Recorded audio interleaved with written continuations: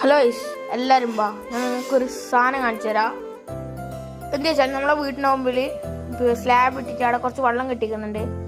അപ്പോൾ ഞാനിപ്പം ഈ വടി കൊണ്ട് കാണിക്കുന്ന സ്ഥലത്താണ് ഇത് ഹോളില്ലത് വെള്ളം പോകാനില്ലേ. ഇപ്പറൊന്നും ഹോളില്ല. അപ്പം നമ്മൾ എന്താക്കുന്ന വെച്ചാൽ ആ സാധനം അതിൻ്റെ ഇടയ്ക്കൊന്നൊരു ഗ്യാപ്പ് ഉണ്ടാക്കിയിട്ട് വെള്ളം കളയാൻ നോക്കാൻ ചെയ്യുന്നു. ഈ സ്ലാബ് ഇട്ടതിൻ്റെ പിന്നിൽ വലിയൊരു കഥയുണ്ട് ഗൈസ്. എന്താന്ന് ഞാൻ പറയാം.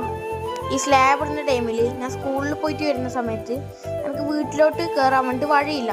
കാരണം ഇവിടെ ഫുള്ള് ഇങ്ങനെ കുഴി ഒഴിച്ച് വെച്ചേക്കുമായിരുന്നു. അപ്പോൾ ഞാൻ ഒരു ദിവസം നമ്മളിവിടെ പലക യൂസ് ചെയ്തിട്ടായിരുന്നു അങ്ങോട്ടും ഇങ്ങോട്ടും പോയിരുന്നത്.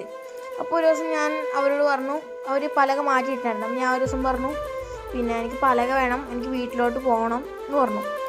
അത് നമ്മളെ റൈറ്റാണല്ലോ, നമ്മളെ വീട്ടിലോട്ട് പോകുന്ന ഒരു നമ്മൾ ചോദിക്കുന്നത്. അങ്ങനെ ഞാൻ ചോദിച്ചപ്പോൾ അവരെന്നോട് ഇങ്ങോട്ട് പറയാ, നീ എന്തിനാ അങ്ങനെ പറയുന്നേ, പിന്നെ നമ്മളിവിടെ പണിയെടുക്കുന്നതല്ലേ, അപ്പോൾ അങ്ങനെയൊക്കെ ഉണ്ടാവും. അപ്പോൾ നിങ്ങൾ തന്നെ പറ, ഞാൻ എതിലേ പിന്നെ എൻ്റെ വീട്ടിലോട്ട് പോകേണ്ടത്.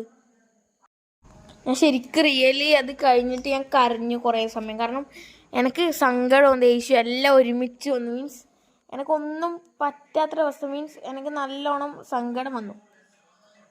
നല്ല ഇതായി. എന്താ വെച്ചാൽ